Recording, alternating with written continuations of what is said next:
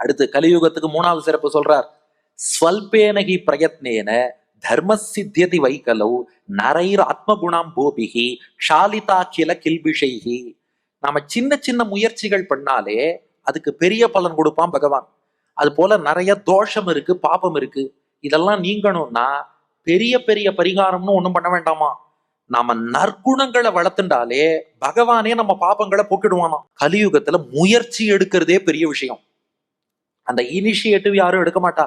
அதனால என் அழுக்கு போகணும், என் பாப்பம் போகணும் அப்படிங்கிற நல்லெண்ணத்தோட ஒருத்தன் நல்ல குணத்தை வளர்த்துக்கிறான்னா அவன்கிட்ட உள்ள தோஷங்களை பகவான் தானே போக்கி கொடுப்பான். ஏன்னா கலியுகத்துல தர்மம்ங்கிறது அவுட் ஆஃப் சிலபஸ் கொஸ்டின் மாதிரியாம். தர்மமா எங்களுக்கு இந்த டிஎன்பிஎஸ்சி குரூப் 4 இப்ப வந்து பாருங்க என்னன்னே புரியல. சொல்ற அந்த தமிழ் பேப்பர் திருவள்ளுவரும் கம்பரும் பாரதியாரும் வந்தா கூட அட்டன் பண்ண முடியாது, அவ்வளவு கஷ்டமா இருந்ததுங்கிறா.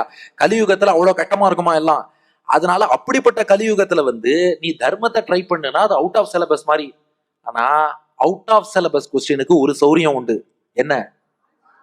நம்பர் போட்டு அட்டம் பண்ணாலே மார்க் உண்டு. அது போலதான் கலியுகத்துல தர்மம்ங்கிற அவுட் ஆஃப் சிலபஸ் கொஸ்டினுக்கு நீ ட்ரை பண்ணாலே போதும்.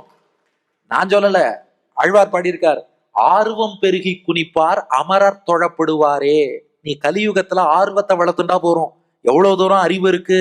ஏன்னா எல்லா சாஸ்திரமும் கலியுகத்துல கற்று தருவதுன்னா கட்டும். மூணாவது ஸ்பெஷாலிட்டி கத்துக்கணுங்கிற ஆர்வம் இருந்தா போறோம். பக்தியில ஈடுபடணுங்கிற ஆர்வம் இருந்தா போதும். அந்த ஆர்வம் இருந்தாலே அவுட் ஆஃப் சிலபஸ் கொஸ்டினுக்கு கொஸ்டின் நம்பரை போட்டா மார்க் கொடுக்கிற மாதிரி நமக்கும் ஆர்வம் இருந்தாலே பகவான் மதிப்பெண் கொடுத்துருவான்.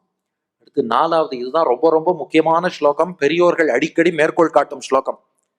தியாயன் கிருதே யஜன் யஜ்ஞை ஸ்திரேதாயாம் துவாபரே அர்ச்சயன் யதாப்னோதி ததாப்னோதி கலௌ சங்கீர்த்திய கேசவம்.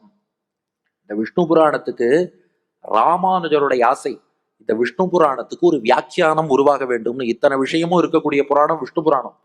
இதுக்கு ஒரு நல்ல விளக்க உரை வியாக்கியானம் உருவாகணும்னு ஆசைப்பட்டார் ராமானுஜர். யாரை கொண்டு வியாக்கியானம் அருளினார்னு சொல்லலாமா? யார் வியாக்கியானம் பண்ணா விஷ்ணு புராணத்துக்கு? ராமானுஜர் தம்முடைய சிஷ்யர் எங்களாழ்வான் என்பவர் மூலமாக விஷ்ணு புராணத்துக்கு ஒரு வியாக்கியானத்தை உருவாக்கினார். இத்தனை விஷயங்கள் இப்போ நம்ம இவ்வளவு நேரம் பார்த்தோமே கலியுகம் பத்தி, இது அத்தனையும் விஷ்ணு புராணத்துல இருக்கு. ராமானுஜர் தாமே எங்களாழ்வான் என்ற தம் சீடரை அழைத்து விஷ்ணு புராணத்துக்கு பூர்த்தியா வியாக்கியானம் பண்ணுனார். அதுல இந்த ஸ்லோகம் ரொம்ப அற்புதமான ஒரு ஸ்லோகம்.